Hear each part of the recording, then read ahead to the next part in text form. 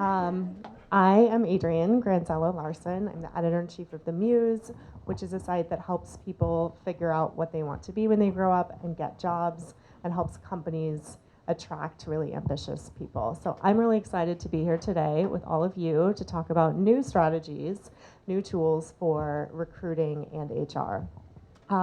Nina, I will start with you. So Nina is the global staffing lead at Google, where she manages a recruiting team for Google Technical Services, which is an organization of over 3,000 people. She's been there for 11 years, running recruiting and staffing for a variety of organizations at Google. Nina, we had a conversation yesterday where you are hiring up to 50 people every single week, or your team is hiring up to 15, still a lot of people every week, hundreds and hundreds of people every year. What are some of the ways that you are thinking about continuing to bring the best people on your team kind of at scale while maintaining the culture at Google and on that team specifically? Yeah. Hi, everybody. So I think there are, when I was thinking about the question, there are sort of three different parts that I think are really important in this. And actually the one piece that starts with is retaining the people that you already have. So that's a key piece for any organization, and it's one thing that Google works very carefully to assess. And clearly we use a lot of data behind that, but we're always looking at retention sort of techniques. How can we keep people, offering people, right, people who are very driven, very smart people, giving them new career opportunities within Google and ensuring that there is mobility internally. So that's sort of one aspect, I think, of maintaining a great organization. And if we have those great people internally, that helps provide that bedrock of the culture. So then the other two parts, I think, are when you are planning within the organization, what can you do that is going to appeal to the market that is looking at Google and curious about careers at Google. So a lot of this is our career website that we have just revamped, and it's trying to become much more around telling stories around the careers at Google and the career paths you can have at Google. So rather than just promote, this is a job, right? If you're looking for a career in this arena, right, within the sales organization or within account management, and then you can explore more about the roles, and then you can read stories about people who have been in those roles. So there's the appeal coming out there. We've also reviewed all of our job descriptions, and we're looking at those for the diverse appeal, right? So even if we've got a job description, does it read in a way that is appealing very much to male or very much to the female side?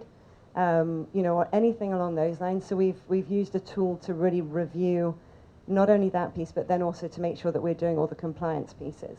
And then the language within it, right? Are we using the right kind of language? We're at heart a technology and a search firm. So is the language within the job descriptions, if somebody is searching for a job, is it actually going to lead them to that posting? So an example of this, the business that I lead at the moment, it's called GTech internally. And we just rebranded externally to Google Technical Services, because before, if you Googled GTech, you came up with this high-tech vacuum cleaner, which has nothing to do with Google whatsoever. So it's even being thoughtful about what are you presenting to the outside world, and are you making it easy for people to find you? So we've looked at all of those sort of pieces, and then it's thinking about who do you have recruiting within Google, and what is the message that they are going out to the world with, and how are we finding all of that new talent? And it's not just about mining LinkedIn, right? We've got to be a lot smarter than that and smarter with our time.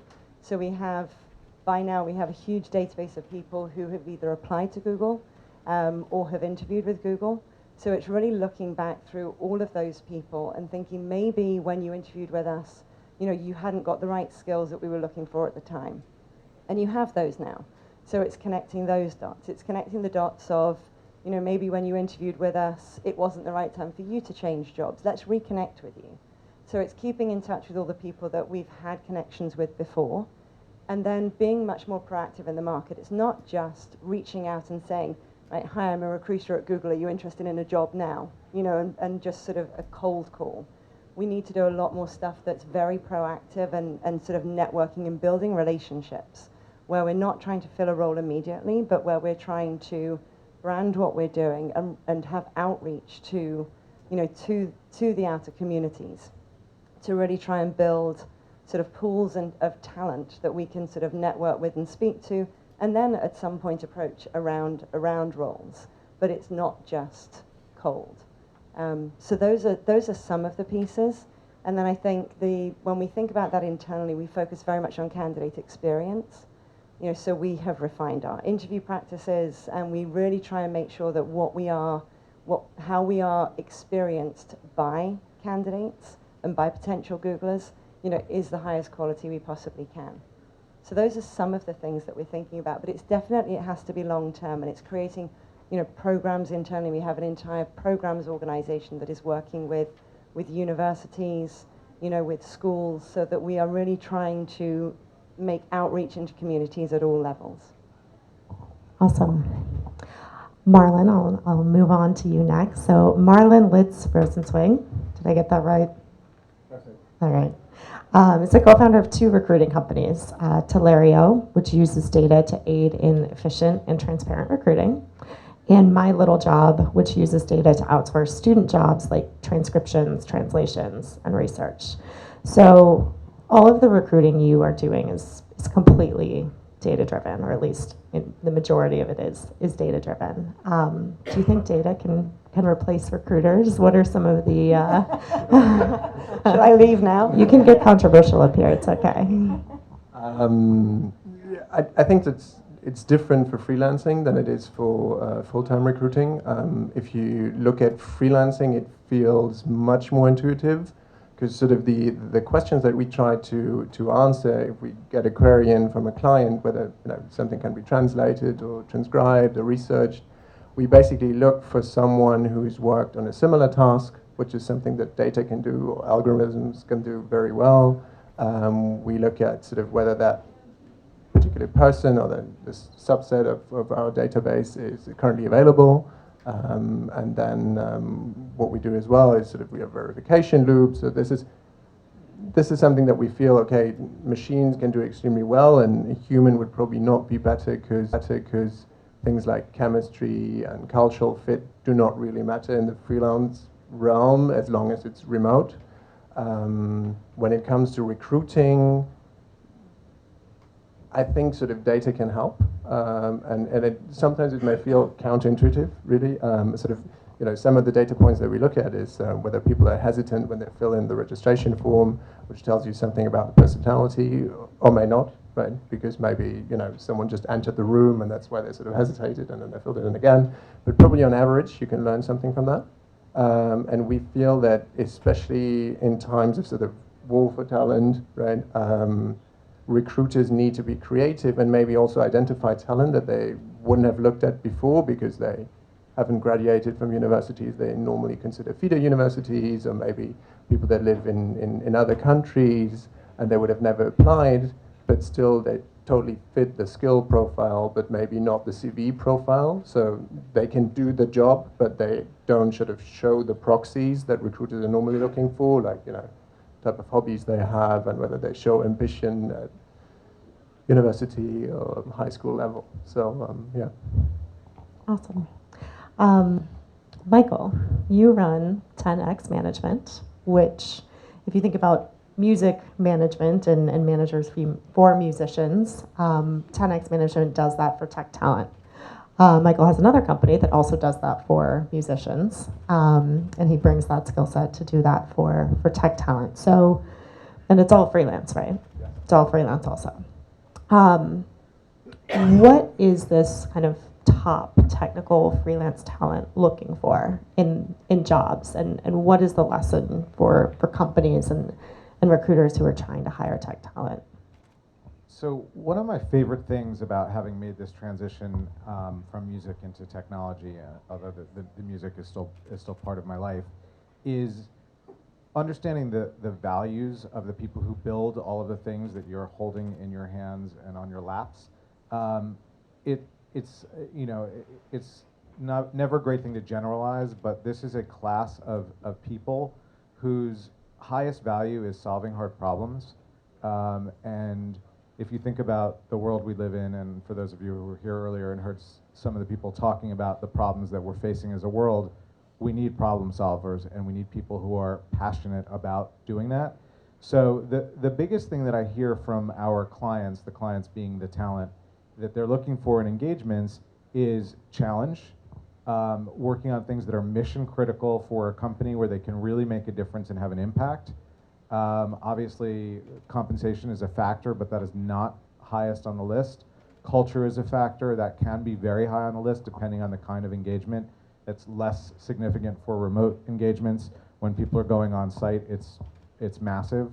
And I think that the other thing that needs to get brought into this is we're living in a moment of tremendous personalization. When you go on Netflix, you have your own queue of recommended things that are that's different than the person next to you and different from mine.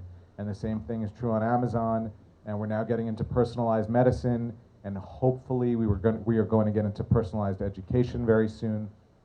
And as you look at the world we're living in, there's an opportunity to really not treat everybody the same. So when we get asked frequently about what can companies do to attract, it's really coming at it with an approach of customization. It's not, this is this job, or this is this engagement, and this is what it pays, and this is what it is. It's really thinking about and being flexible and open to trying to meet the needs. It's a two-way relationship between the company and the contractor, and while we want our contractors to serve the needs of the company, we do want it to be a two-way street, and that doesn't necessarily mean that it's going to be more expensive or more difficult. It's just having an open mind to the fact that not everybody's looking for the same things. We also get asked this quite frequently about full-time roles, where people say, well, do stock options matter, or do ping pong tables matter? And it's almost a comical question, because ping pong tables are awesome at a certain phase of life. When you have 6 kids at home, you don't want to be at the office playing ping pong. So it's really about thinking about who you're dealing with and understanding that. And our whole approach to what we do is really about trying to customize. So if a customer comes to us and wants to hire somebody, we're acting like a personal shopper. We're not a mall. It's not come look through our things. It's we want to understand what you're looking for and then present you with somebody who's really going to fit that. And so far we're having a good run at achieving that. And that's the most rewarding part of what we're doing, is figuring out the right fit. It's a little bit like a puzzle. We were supposed to have one other panelist here today, Melina Berry, who is the CEO and co-founder of Power to Fly. And I just want to point that out because it's a really fantastic organization. It is the first global platform for finding, vetting, and connecting tech talent that is all female, and helping companies who are really trying to hire a more diverse and inclusive workforce hire female tech talent. I think they're more than just tech talent. I think they have marketing, press, and writers as well. Better yet. That's awesome. So I wanted to talk a little bit, since she's not here, about how diversity plays into, if diversity plays into, and if so, how it plays into the work that each of you do. I'll start again. Okay. So, I mean, I think this is very well publicized with Google and how important it is to us and a lot of the things that we do. I mean, the one thing I love about the way we talk about diversity at Google is it's not just diversity, it's diversity and inclusion. And there are a couple of different ways that sort of analogies that we talk about this. It's like there's one thing to invite someone to a dance, and then there's the next thing to actually dance together. You know, or it's great to invite them into the room, but are you giving them a seat at the table? Right, so unless you have the inclusion as well, then there's, you know, the impact of diversity is not going to be felt as profoundly. And the studies have shown how much the more diverse and inclusive any environment, any teams, any business groups are, actually the higher the impact can be. And surely most organizations are looking for the sort of the highest impact and the best results that they can get. And diverse teams are proven through the data, which Google loves, to be able to do that. So we have a lot of different ways that we are trying to attract more diverse talent. And we are, I mean, I mentioned earlier sort of reaching out to sort of academic institutions and working, for example, on the tech side with with women in technology and ethnic diverse groups in technology to try and increase the number of people who have the capability from an education perspective to come through and grow into that and then hopefully be future Googlers. So there's a lot of work done around, you know, in all of those different areas and the outreach we do there. So it's profound, I think. Can't be understated. So because we aligned ourselves with the tech talent, we found the minute that we launched this company, we had a huge influx of programmers and data scientists and designers and user experience people come flooding in with applications in numbers that we never could have anticipated. And we never have marketed to that side of the equation because we've always had a surplus. We've focused our energies on bringing in the people who want to hire our folks. And unfortunately, the list is primarily what the problem is. I mean, we have, you know, a significant number of white males on that list, and that's a real problem. And I think that as we talk about this issue quite a bit, we're finding that a lot of companies are saying, well, they're just not out there. I'm saying we didn't do anything to attract the people, and we got this particular group. But I think that companies like Power to Fly, my friend over here, are creating a place where if you care about this, if this is important to you, and you're sitting there saying, we don't have a diverse population, that's because you're choosing not to. And prior to them, there may not have been a great place to go, but I think they're really solving that problem in a very significant way. And every company that's serious about addressing this has to, you know, really consider them, or if they have competitors. The only thing, just to go back to, you know, our waiting list and why it looks the way it does, and what role did we play in that? Because I try really hard to take responsibility for what we do wrong.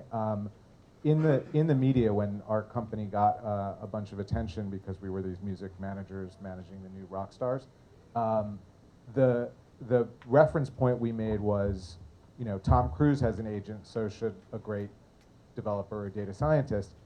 Maybe we should have said Angelina Jolie. I don't know if that would have driven more women. That was, I didn't even think of it until we were sitting here, and I was trying to say, well, did we do anything to slant our list in a certain direction? And I suppose that could be it in and of itself. I think we look at it totally differently, because the all data that's related either to ethnicity or gender is not stored in the same database as the one that's sort of looked at for matching people to positions.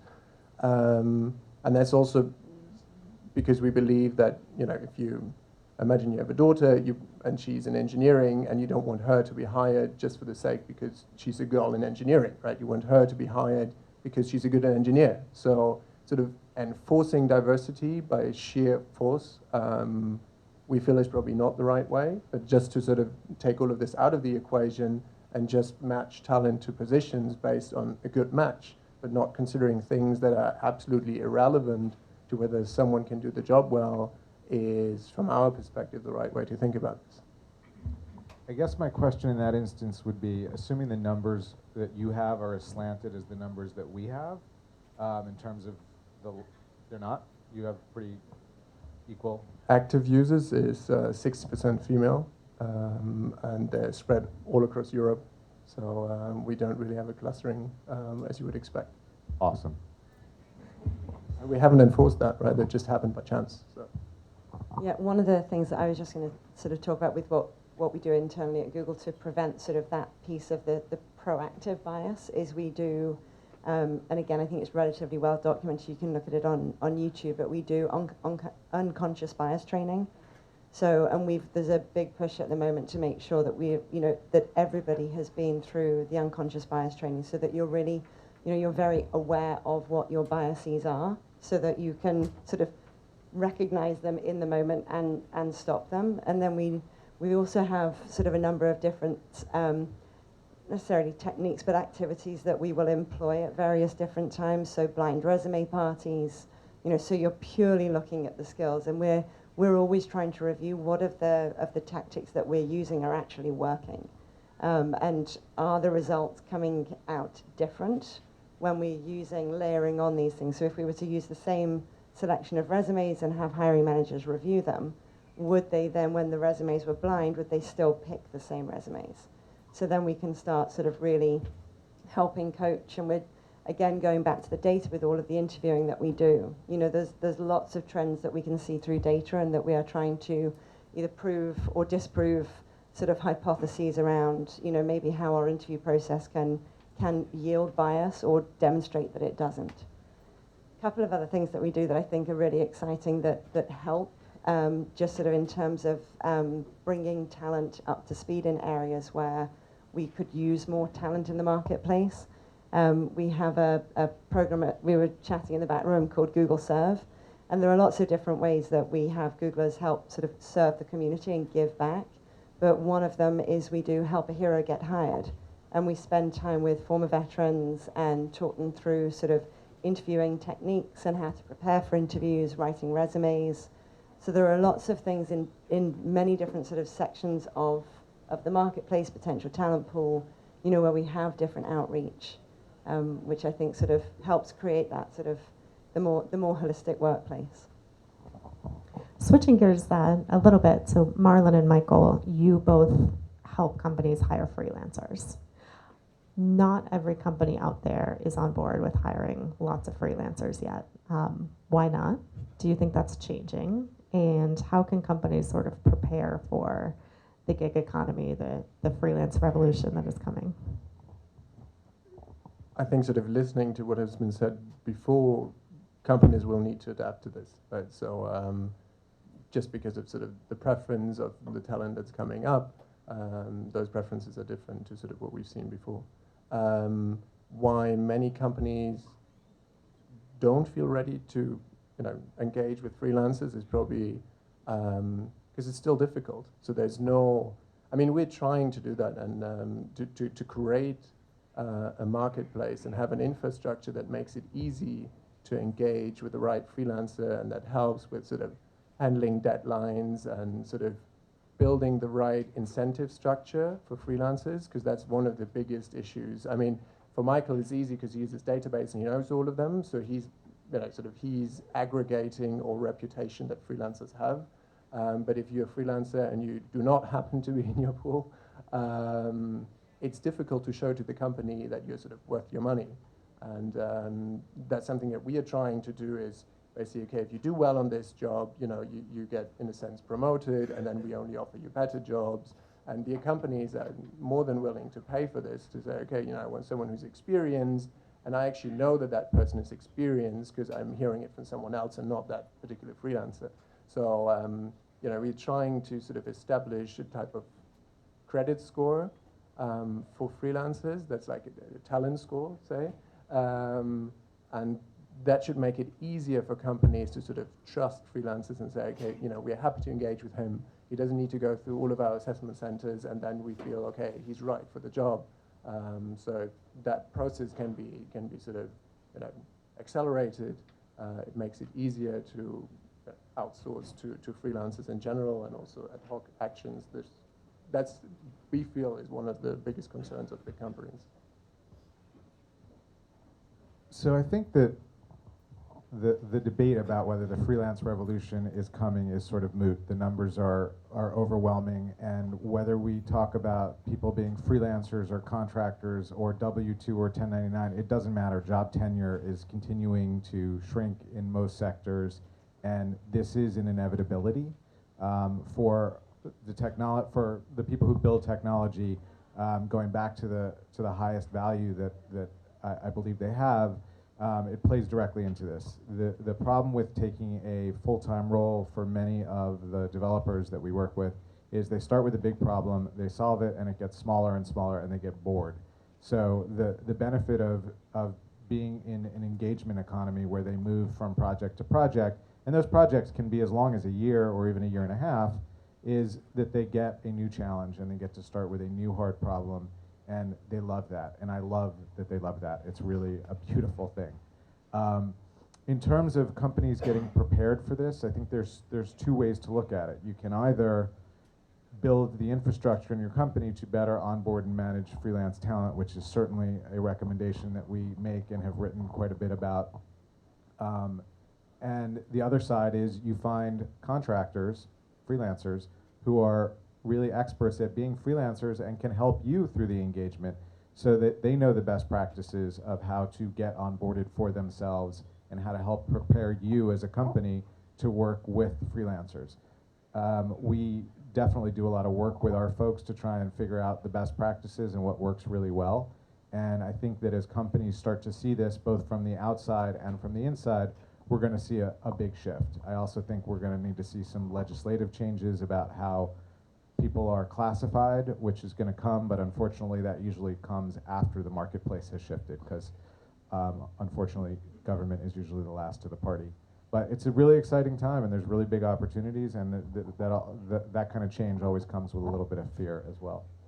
Yeah, there's actually an interesting thing that where big companies or bigger companies can adapt to doing that as well. One of our business groups within GTech has moved to a different model where it's now project-based. So instead of hiring people for a specific team to do a specific job, we're hiring people with a skill set that could be that could move on to different engagements within the business group. So then you've got more of the flexibility around where the business need is, and then you can match individuals to specific projects based on the products that they're on and what they're really interested in. So there's, even within bigger organizations, that kind of flexibility is reflected. I mean, the use cases for freelancers are so tremendous. It's either we need this skill set now, but we might not need it for very long. So that's one. Our biggest customer just asked us for something we don't have the capacity to do. So quick, let's figure out how to build the capacity. We don't know how long we're going to need or want to work on this project. The benefits are tremendous, and I'm not one of the people who believes that every role should be a freelancer. I definitely think there needs to be a combination, but I think that the use cases are massive, including bringing people in to train your team inside, which is one of the areas that is not new for bringing in contractors or consultants, which is just another word for the same thing. I mean, one of the things that's really funny about this sector is there are so many different words that are being used, and new ones now, contingent workforce, I mean, to describe the same things. And it's a really interesting sector that affords companies things they would never otherwise be able to do. Sorry, plug for freelancers. So one final question for everyone. As we're here at a conference about the future of work, what is the future of recruiting and talent management? How do each of your jobs look completely differently 5 to 10 years from now? I think the thing that I've heard a lot about today, and you know, our success with having applicants speaks to it, is we need to stop thinking about the workforce, workers, contractors, W-2, whatever they are, as a commoditized tool, and start remembering that they're people, and start treating them like people and valuing their contributions as human beings as well as their work product, and customizing their compensation and the way that they're treated around what's going to make them work well. We've certainly seen a gazillion management books about how to manage people, and very few of them actually get into, you don't manage everybody the same way. So I think that's a big part of what we're looking at in the future. And I do think, beyond just the statistics, that as the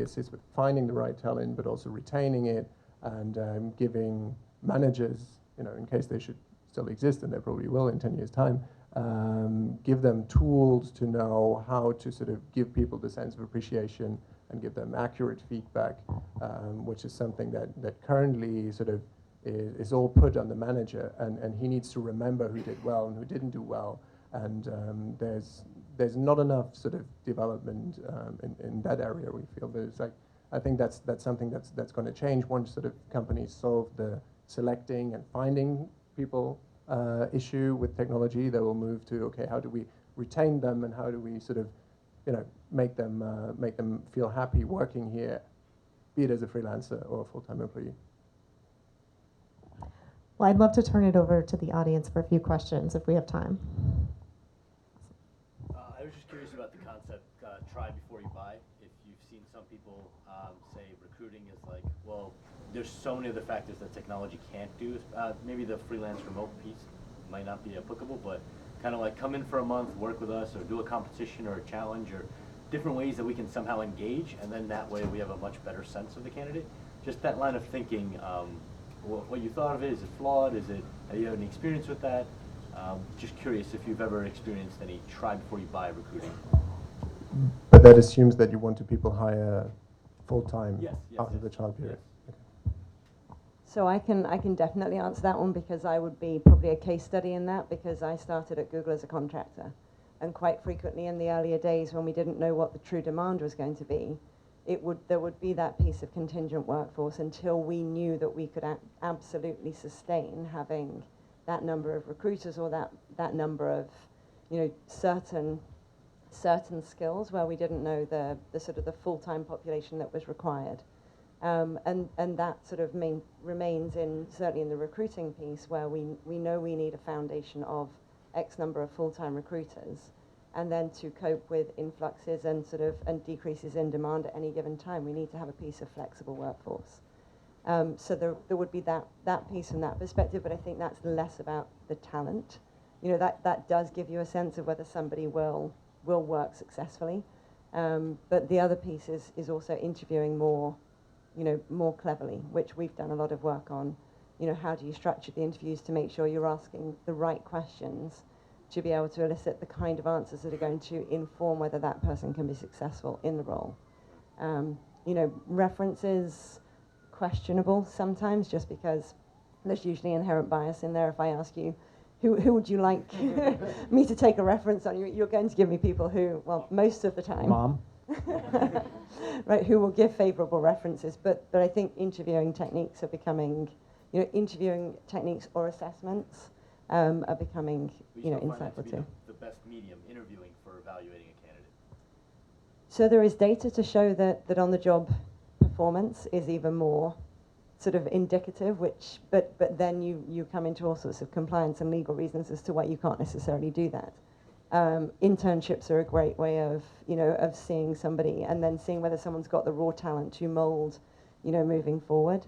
I think probably most hiring managers would love to have a little trial period first, but built into laws as well, though, there is a component piece in the beginning of many contracts, and in the US there is a can't remember the name of the Buyer's remorse. Probationary period. Yeah, but within the probationary period, there's a clause there. So it's in the lexicon anyway, I think. Thank you. A lot of the times when you hear about difficult war for talent, you're talking about tech talent, which I understand, computer programmers. How much does this apply to all the other different realms, like, farmers, academics, people who are not in the tech realm specifically? And there's a surplus of talent there, and part of it's just ferreting out people and getting through the tsunami of resumes. What do you find? I don't even know with my job, is it practically all tech talent that people are recruiting? We do the whole spectrum, and what we see is that sort of the talent gets more and more demanding. So even for classical business development positions that are not in one of the top cities, in Germany because we're located there, it's difficult to get people there. So it's not just tech, but it's difficult for any company that has not this perk set as Google may have, and is not situated in an area that people do appreciate. Hi, I had a question about diversity, and I know you guys, what you had said is that you're thinking about it and you're trying to do new things. Can you speak a little bit more specifically to, how you're thinking about diversity? Because there's diversity for diversity's sake, and then there's diversity for we want to make our teams better, faster, more creative, things like that. And specifically, what strategies you're doing or what things you're trying to do to attract more diverse talent into your organization. I mean, I can follow on a little bit from some of the pieces that I spoke to earlier. So I think when we go back in Google history to the way we used to hire, there was probably a lot of sort of very early on selectivity in terms of maybe the academic institutions that we used to look at hiring people from. And I think now, using all the research that we have, there are the constraints that we put on hiring, we are removing so that we can just go and explore and find great talent, and removing those barriers. So that's an example of one thing that we're doing to help sort of find more diverse talent. And I mean, hopefully I sort of spoke to the point about, the diversity and the inclusion piece. We're not doing diversity or sort of trying to hire more diverse, a more diverse population just for the sake of it, but truly for the fact that we know that it makes us stronger and better, more innovative, and yeah, will sort of move us forward in the future and how we grow. Anyone else? All right, let's give these guys a round of applause.